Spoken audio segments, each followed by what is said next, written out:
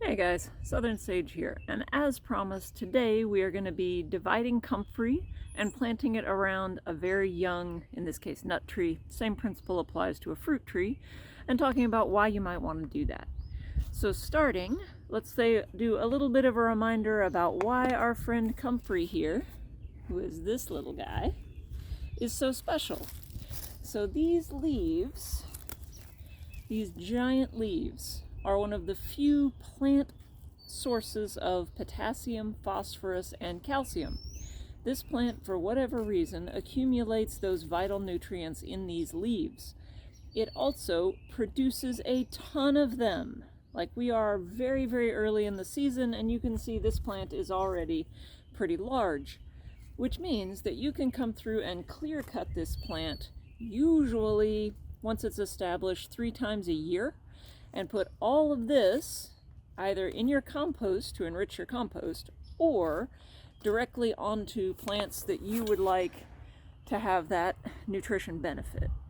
So today we're going to be digging up this plant, dividing it into 4, and planting it around a baby pecan tree I have, this itty bitty little seedling, because I want to be able to chop and drop these leaves and continue to amend the soil immediately around the tree.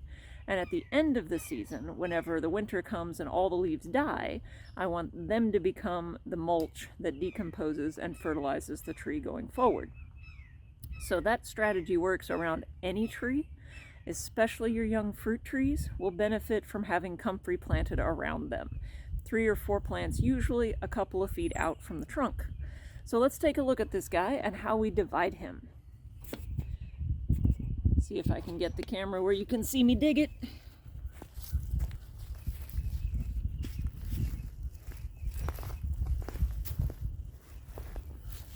So I usually just work my way around.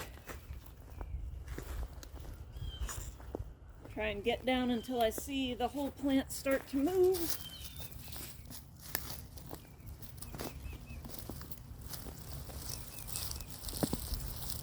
There it goes. Okay, so now we take this guy. Now he has some bonus apple mint friends hanging around that we will do our best to leave here, because I don't really want the mint coming over to where the pecan tree is. So if we look at this guy, I want to leave most of this soil here. So I'm going to break it off. And when you start looking at this, you can see these individual clusters of growth. This one over here, this one back here. Each of those can become its own plant. So we're gonna kind of ungraciously start breaking those apart. So you see there I've got 2 clusters together.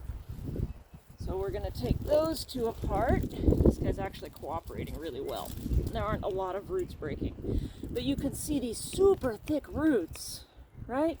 That let it dig way down into the soil profile and bring up all of those really key nutrients.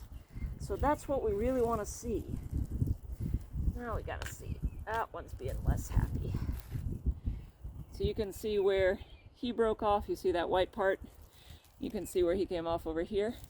Now comfrey is so incredible that even though I just created a giant wound on this plant, all of these other roots that are attached will come in and this guy will still keep growing.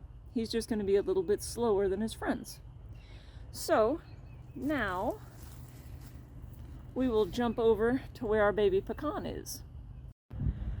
Okay, now for the follow-on. So we're over here by our baby pecan, who is itty bitty down here. I don't know if you can even see these baby little leaves on him in that cage. He's tiny. He's so adorable. And we're going to plant these comfreys. So if you look, I've set them out in kind of a 4 cardinal directions kind of way. And this first one, I'm setting up in a sheet mulch that I did fairly recently. So not sure if it's coming through where you can see the little grass stems that are trying to come through the cardboard and getting smothered, just like they're supposed to be. But we are going to take our shovel. You'll notice this ground. So where we dug him out of, I sheet mulched 2 years ago. And that soil, if you noticed, was super loose and awesome and rich and crumbly because it'd been sheet mulched for 2 years. And this stuff is not nearly as nice. Like, it's not bad, but it's not great. So I'm gonna make a spot. It's customized for... Sorry about that. Customized for the size of roots I've got on this guy, which is not much. So I made a hole deep enough to bury these. And again, Comfrey is just not fussy at all. So we're gonna crumble the soil on top. And this is a sod clod, so there's grass on top. So I'm gonna knock as much dirt off of it as I can and then put the grass on top upside down.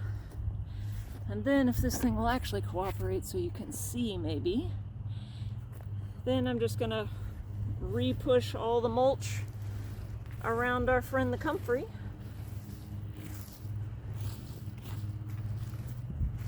And he's planted. Comfrey is so unfussy, I love it. It is a favorite plant. It is very hard to kill. They transplant like a dream. If you get any kind of intact root, it will grow. Now the downside, of course, is that if you leave any kind of intact root, it'll come back. But you know, Comfrey's the fourth right answer in permaculture. Can you really have too much? So anyway, I'll put these 4 Comfreys around this little pecan tree, and over the next 5 or 10 years, they will fertilize it all summer long. And this little tree will grow up to be as big as his big brother over there.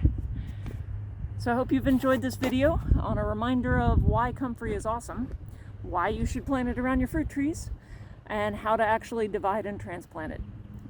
Give the video a like, subscribe to the channel, leave me a comment, let me know what you think, let me know what else you'd like to learn about, let me know if you have Comfrey and you found cool ways to use it. We didn't even get into medicinal uses of Comfrey. Maybe we'll talk about that a different time because it's a great medicinal too for humans. Anyway, like, subscribe, comment, and I'll talk to you next time.